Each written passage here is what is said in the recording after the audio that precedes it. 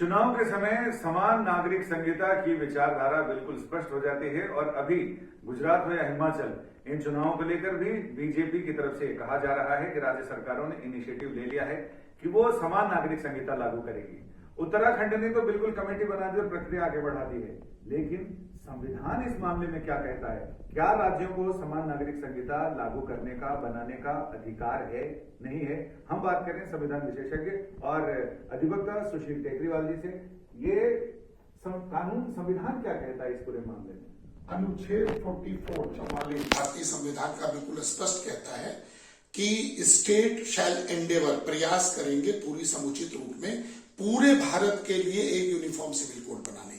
मेरा ये मानना है यहाँ पर स्टेट का मतलब नेशन से है और पार्लियामेंट से है और यूनिटरी गवर्नमेंट से है और पूरे के पूरे हिंदुस्तान के लिए एक यूनिफॉर्म सिविल कोड लागू होगा। अगर किसी भी तरह का कोई राजनीतिक बाध्यताओं और अनिवार्यताओं के तहत ये प्रयास किया जाता है कि प्रदेश स्तर पर एक स्टडी की जाए और यूनिफॉर्म सिविल कोड के लिए कोई एंडेवर किया जाए, मेरा ये मानना है कि ये आर्टिकल 44 का उल्लंघन होगा और इस तरह का कोई भी कदम असंवैधानिक होगा और ये विशुद्ध रूप से एक राजनीतिक प्रयास है, इसके अलावा कुछ नहीं है। एक बात मैं और इसमें जोड़ना चाहता हूं कि शायद केंद्र सरकार राजनीति वशीभूत होकर के राजनीति के तहत इसको ट्रायल एंड टेस्ट मेथड के रूप में करना चाहती हो कि भाई एक प्रदेश सरकार में अगर ऐसी प्रक्रिया को अपनाने के लिए एक एक्सरसाइज शुरू की जाती है तो उसका अंजाम क्या हो सकता है। क्या उसकी असंवैधानिकता को चुनौती दी जा सकती है?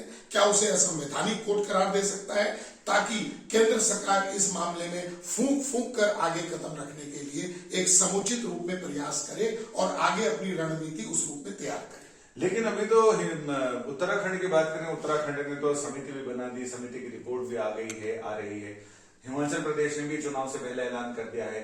इससे पहले गुजरात सरकार की तरफ से भी कहा जा रहा है। तो बीजेपी शासित जितने प्रदेश हैं वो अधिकतर ये कह रहे हैं कि वो समान नागरिक संहिता के लिए प्रयासरत हैं और उसके लिए वो तमाम कानूनी और संवैधानिक प्रक्रिया पूरी करेंगे। तो संवैधानिक प्रक्रिया क्या है इसमें?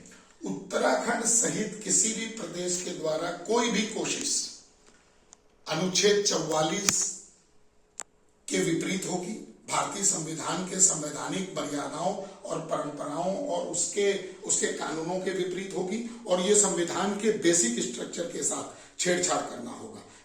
बिल्कुल स्पष्ट है अनुच्छेद 44 जो कहता है कि केंद्र, स्टेट का मतलब यहाँ केंद्र से है, पूरे टेरिटरी ऑफ इंडिया में, आप अगर देखेंगे वहां क्लियर है टेरिटरी ऑफ इंडिया। मैं एक सवाल पूछना चाहता हूं, क्या प्रदेश कोई कानून पूरे टेरिटरी ऑफ इंडिया के लिए बना सकती है?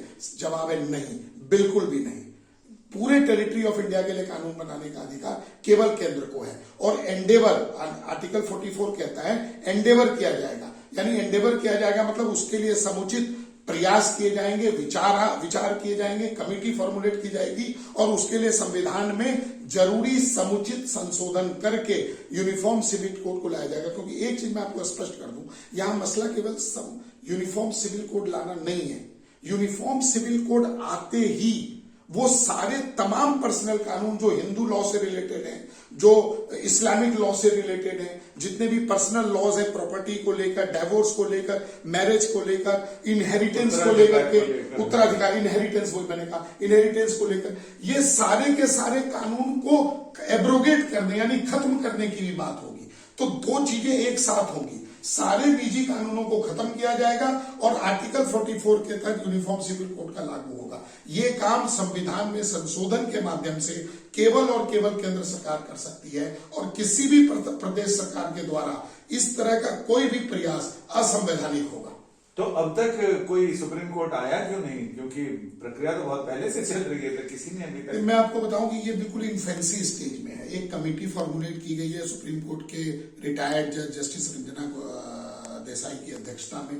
वो अभी तो बड़ी शुरुआत है, कमेटी फॉर्मुलेट की गई है। हो सकता है कमेटी कल कह दे कि मेरी कमेटी का कॉन्स्टिट्यूशन जिस ऑब्जेक्टिव के लिए किया गया वो ऑब्जेक्टिव ही एक्स्ट्रा टेरिटोरियल है, मैं इनकॉम्पिटेंट हूं जुरिस्डिक्शनली, टेरिटोरियली, लीगली, कॉन्स्टिट्यूशनली, कि इस तरह का कोई फॉर्मुलेशन हो ही नहीं सकता यूनिफॉर्म सिविल कोड पर, कोई डेलिब्रेशन कमेटी कर ही नहीं सकती। हो सकता है कि कल ये बात कह दी जाए स्पष्ट रूप में। तो ये बिल्कुल अभी नवजात स्टेज में है ये चीजें, और निश्चित रूप से कमेटी का फॉर्मुलेट होना कोई असंवैधानिकता को जन्म नहीं देता। असंवैधानिकता या संवैधानिकता इसकी चुनौती तब दी जाएगी जब स्टैच्यूट के लेवल पे, लेजिस्लेचर के लेवल पे ये टेबल कर दिया जाएगा और एक नोटिफिकेशन कर दिया जाएगा, एक गजट कर दिया जाएगा, तब उसको चुनौती दी जा सकती है। आपका बहुत बहुत शुक्रिया।